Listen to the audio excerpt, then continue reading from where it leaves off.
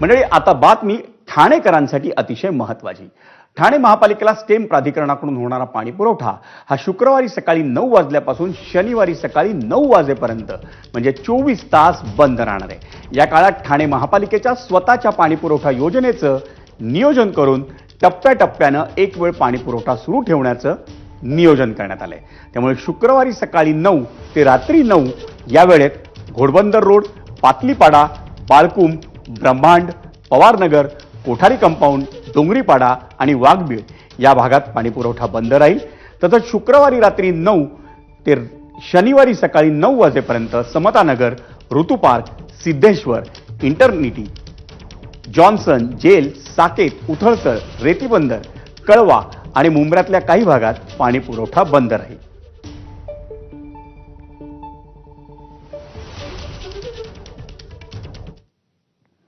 आणि या बातमीनंतर मुंबई ईस्ट वेस्टमध्ये घेऊयात आणखी एक ब्रेक, पण तुम्ही पाहत राहा एबीपी माझा.